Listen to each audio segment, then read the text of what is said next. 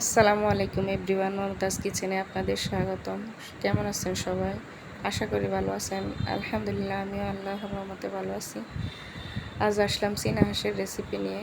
প্রথমে কেটে ধুয়ে রাখা মাংসগুলো দিয়ে দিলাম ফ্রাই প্যানে। এখন দিয়ে দিলাম পেঁয়াজ কুচি, দিয়ে দেব 2-3 টুকরো দারুচিনি, 3-4টে লবঙ্গ, 4টে ছোটো এলাচ আর কয়েক টুকরো তেজপাতা। এখন দিয়ে দিলাম রসুন বাটা, আদা বাটা।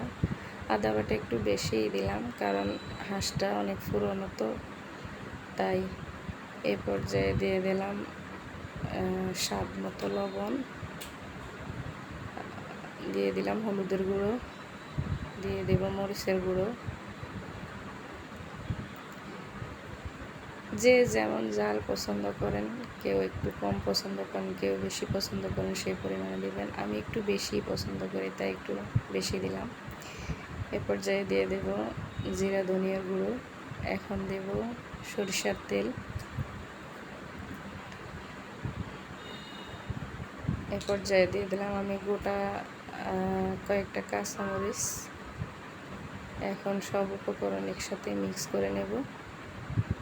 এ পর্যায়ে আমি হাঁসের একটা সিক্রেট মশলা দিয়ে দেব, আগে বেটে রেখেছিলাম। এই মশলাটা দেওয়ার ফলে হাঁসের টেস্টটা অনেক বেড়ে যায়, অনেক সুন্দর একটা স্মেল আসে।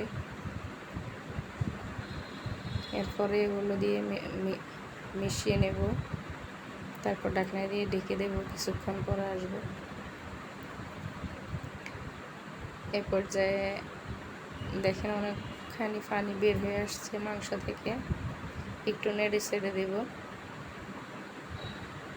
নেড়ে ছেড়ে আবারও ঢাকনা দিয়ে ঢেকে দেব কিছুক্ষণের জন্য।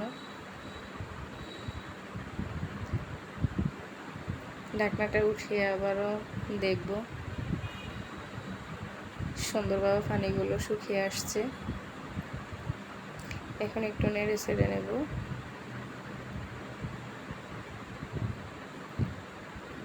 এখন আমি ফুটন্ত গরম পানি দিয়ে দেব সিদ্ধ হওয়ার জন্য।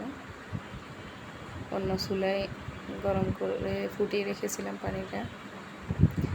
এখন নেড়ে ছেড়ে আবার ঢাকনা দিয়ে ঢেকে নেব।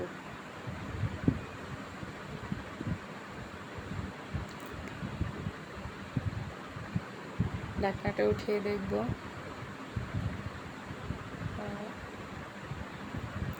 আবার নেড়ে ছেড়ে দেব। আবার ঢাকনা দিয়ে ঢেকে কিছুক্ষণ পর আসছি আবার। এ পর্যায়ে আমার প্রায় মাংসটা সিদ্ধ হয়ে গেছে, হয়ে আসছে। এখন নেড়ে ছেড়ে আমি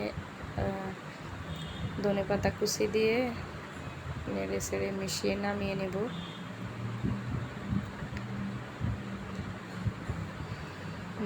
যদি ভালো লেগে থাকে আপনাদের কাছে, একবার এইভাবে ট্রাই করে দেখতে পারেন সবাই।